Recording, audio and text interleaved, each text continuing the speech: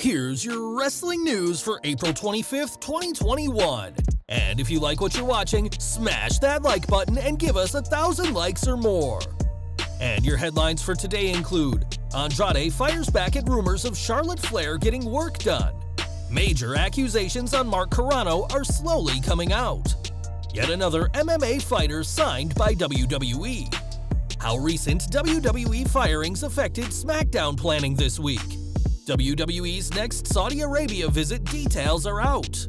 Drew McIntyre blasts WWE superstars backstage. WWE's version of the next Rey Mysterio. When Cesaro was involved in Backstage Row with former WWE Tag Team Champion. Reason why WrestleMania Nigerian drum fight was short. The Miz demands to play Johnny Cage in Mortal Kombat sequel, and more. We are starting today with Charlotte Flair, who called out Dave Meltzer recently for his inaccurate reports, and now her fiancé Andrade is getting involved. When Meltzer claimed that Charlotte's suspension is so she can have a complete makeover, she denied this and criticized Meltzer for not checking with her before publishing his story.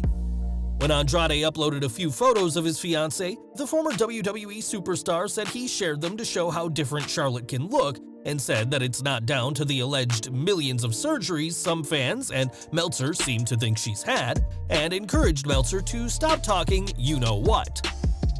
Flair was suspended and fined $100,000 on Raw after attacking a referee, and though she will reportedly be getting dental work done, that's all she's having done during this hiatus. Meltzer isn't the only one in hot water, as WWE has fired Carrano as Senior Director of Talent Relations when he was blamed for the company sending items of released superstars in trash bags. Though most people would be devastated to lose a job, things may have gone as Carrano had planned, according to his ex, Deborah Simmons, who tweeted, "I hope you all realize that Carrano is likely sitting at home with a grin on his face and feeling no remorse. He has been wanting to get fired for a few years because his house in Connecticut was paid off, and with 20-plus years with WWE, he was anticipating a huge severance package."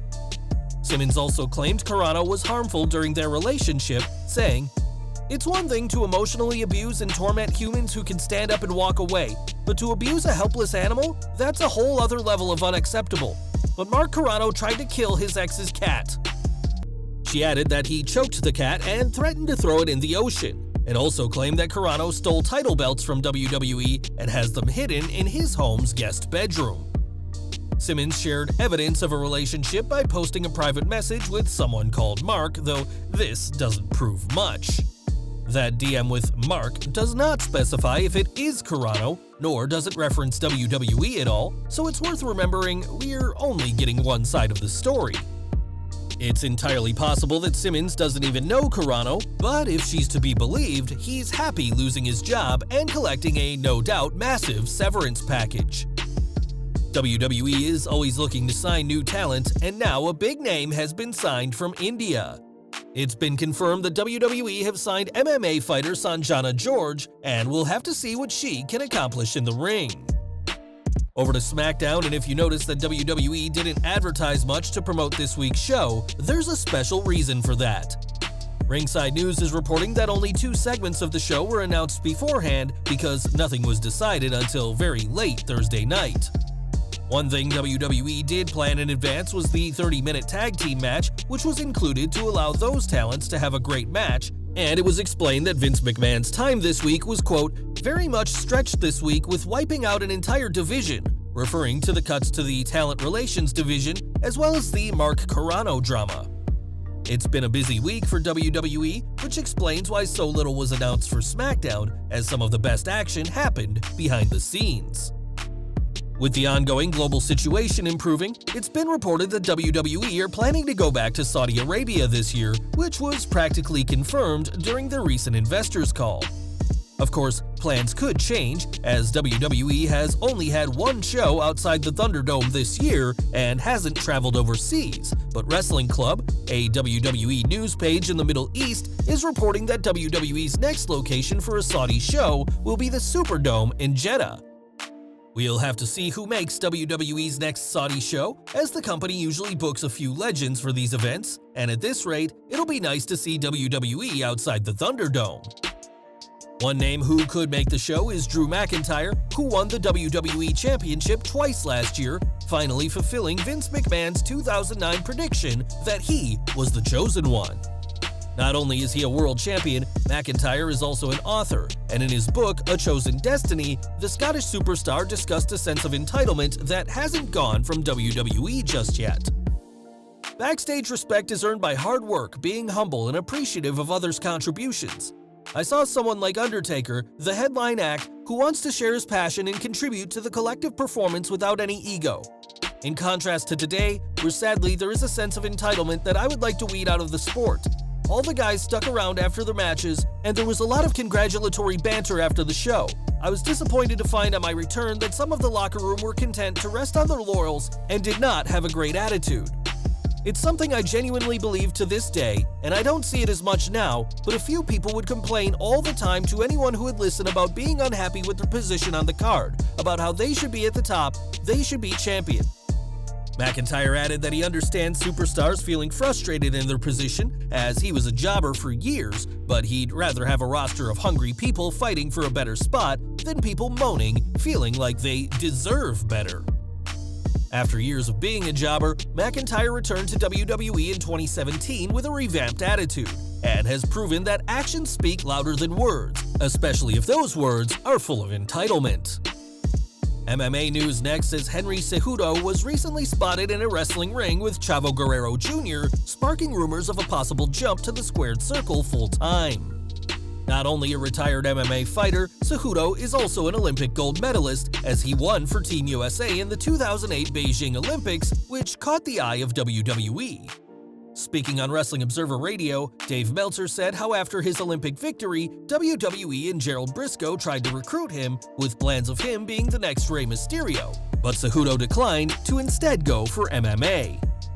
Now that he's retired, Cejudo could be trading those real strikes for worked punches, but it'll be a tall order to become the next Rey Mysterio, despite Mr. 619's stature.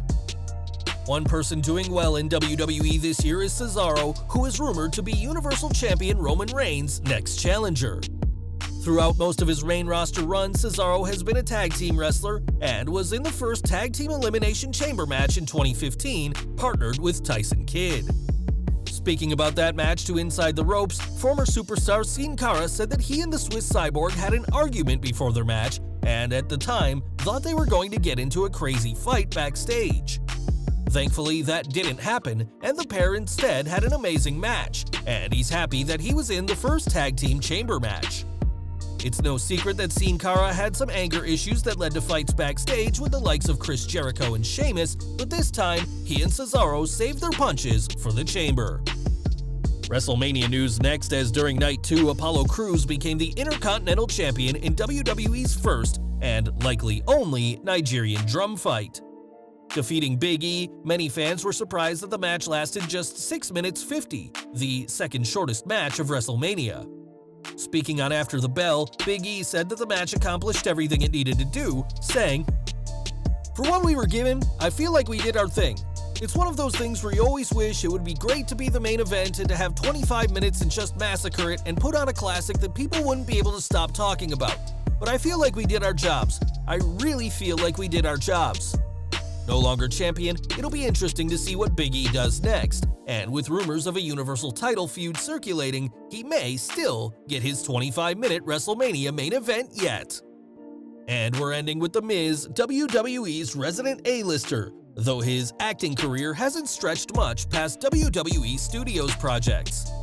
Now though, the former WWE champion is looking to branch into bigger roles as he has his sights set on the next Mortal Kombat movie. Believing that a sequel will be in the works to the new film available now, Miz took to Twitter to say that he should play franchise favorite Johnny Cage, who doesn't appear in the film that's out now. A self-obsessed fighter who thinks he's the greatest thing in acting history, it's not hard to see why The Miz would be attracted to the role, and he's proven he can pull it off. Miz even shared a doctored image of him in a Johnny Cage-themed attire, and though we won't spoil the new movie for you, we imagine Miz would be perfect for the role if a sequel gets made. Well guys, that's our news for today. Please share your comments below. Also hit the like button, subscribe to our channel, and hit the bell icon to receive all notifications. And as always, thanks for watching.